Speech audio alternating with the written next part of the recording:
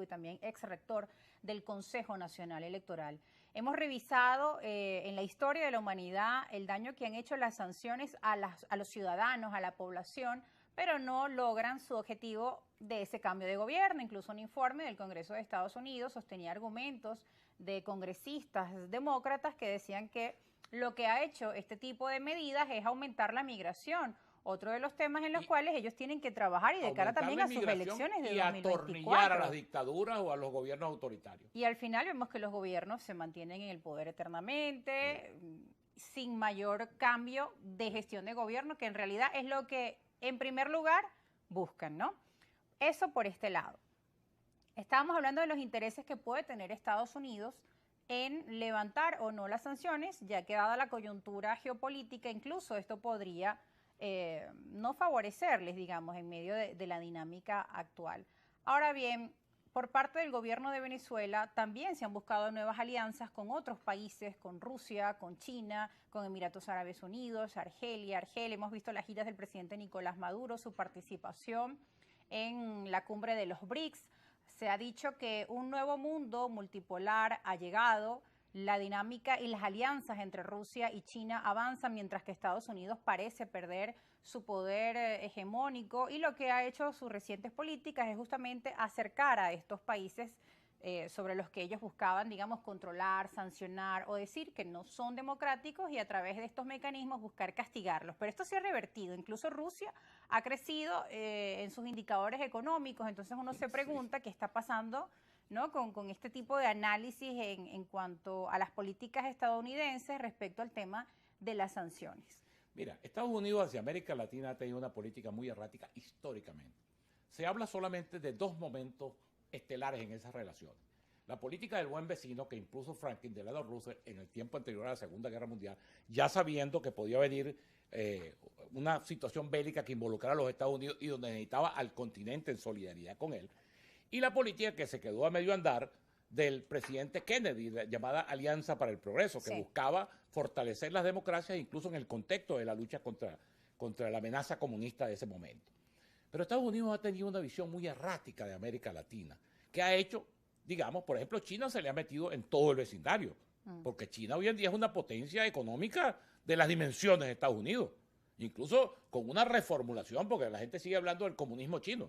China es un país capitalista, pero capitalista salvaje, donde hay dumping ambiental, dumping laboral, no se cumplen las normas de nada, pero además China ahora desafía, porque hasta hace poco China, por ejemplo, no estaba en la Organización Mundial de Comercio. Ahora desafía a los Estados Unidos a estar en la Organización Mundial de Comercio. Es decir, China ha logrado, digamos, un nivel de desarrollo y una potencialidad que se pone en pocos años, se va a poner de tú a tú con los Estados Unidos. Por otro lado, existe, bueno, ahí estamos viendo todo ese conflicto. Turquía, Irán, Rusia, Brasil, que es un país también poderoso. Entonces, Estados Unidos hoy en día no decide los asuntos mundiales, no tiene ese papel autoasignado por ellos de policía del mundo. Es decir, está demasiado debilitado porque, entre otras cosas, ¿por qué le ha ganado China la carrera a los Estados Unidos? Porque Estados Unidos gasta demasiado en el gasto militar, porque Estados Unidos se convierte en el policía del mundo, entonces tiene que estar metido en la guerra de Ucrania, tiene que estar metido en la guerra del Medio Oriente, tiene entonces el problema de los Houthis allá en el estrecho de Hormuz, es decir, tiene demasiados conflictos y eso lo debilita. China hace mucho tiempo, en toda esa reformulación que vino luego de la muerte de Mao y del ascenso de Deng Xiaoping al poder, se olvidó de todo eso. Es una potencia militar, tiene un gran ejército, tiene una gran estructura armamentista, pero no pelea con nadie. Tú ves que sus posiciones en el Consejo de Seguridad siempre son diplomáticas, ni a favor ni en contra. ¿Pero por qué? Porque promueve el diálogo. Entendieron que la verdadera manera de ejercer la hegemonía mundial es a través del comercio, a través del financiamiento, a través de una hegemonía económica, que es la que vienen ejerciendo. Y por eso le han comido el vecindario completo. Hoy en día todos los países, digamos, de América Latina tienen unas relaciones extraordinarias con China, ¿no? Porque la gente aquí sigue diciendo, no, los comunistas chinos. Bueno, China tiene el comunismo, el hegemón del Partido Comunista, pero su economía es capitalista y, te repito, capitalista salvaje. Entonces, Estados Unidos, si quiere reposicionarse en el continente, tiene que cambiar su política, tiene que centrar, digamos, en ayudar a los países latinoamericanos a salir adelante. Por ejemplo, el tema migratorio. El tema migratorio, en vez de estar montando toda esa policía y toda esa estructura en el Río Bravo y pagándole a México y conteniendo eso, lo que tiene que buscar es cooperación para que la gente en esos países, sobre todo en los países centroamericanos, tenga trabajo y tenga condiciones de vida dignas, porque todo el mundo, ¿tú crees que alguien se va a ir a cruzar la selva del Dairén, a vivir toda esa incomodidad, a montarse en el tren de la muerte, a pasar por el Río Bravo, a someterse luego a toda esa política migratoria vejante y humillante que practican los Estados Unidos y toda su cuestión? No es por extrema necesidad, es por extrema necesidad. Hay que ver lo que tiene que estar sufriendo una persona en Venezuela para arriesgarse a esa aventura, que por cierto los venezolanos ya son el primer factor migratorio en la selva del Dairén, que es la cosa más horrible que uno puede ver en el mundo.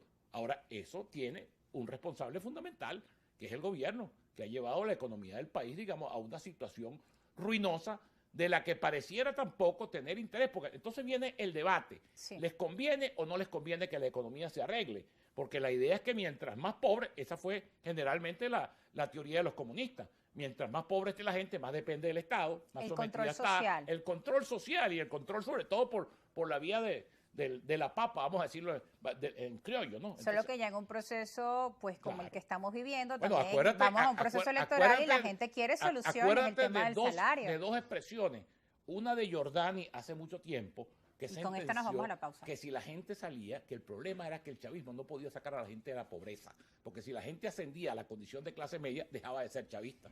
Creo que luego Héctor Rodríguez, el joven dirigente y gobernador de Miranda, dijo una cosa similar. O sea, ellos están interesados, te repito, en colocar a la gente en la situación de pobreza. Y por eso que te digo, toda esta política económica que estamos implementando puertas adentro y todas las ruinas que se ha generado durante este gobierno, castiga a los sectores más desfavorecidos, que han sido su clientela electoral y que son los que más leales han sido a lo largo de estos casi 25 años de hegemonía en el poder, ¿no? Claro, va contra esos fines de la revolución, los principios de la igualdad, sí, de un mundo más justo y de también reivindicar a los trabajadores venezolanos. Y una cosa que en algún momento, en el largo ciclo de altos precios petroleros, logró en Venezuela, que es lo que llaman el índice de Gini, que es el tema de la desigualdad. Sí. Eso ahora está así. Había mejorado a principios de la revolución bolivariana, claro, pero en los últimos años hemos visto está bueno porque se está favoreciendo a una élite de eso que comúnmente la gente identifica como los enchufados, que son los que están acumulando toda la riqueza a costa de la pobreza de los demás. Profesor Rafael Simón, ahora sí tenemos que ir a una pausa. Al regreso leeremos sus preguntas y sus comentarios a través de nuestras cuentas en redes sociales. Seguiremos analizando la coyuntura nacional y también preguntarnos qué se puede hacer puertas adentro, entendiendo lo que pasa en el mundo. También cada país busca resolver su propia situación luego de la pandemia del COVID-19 y de los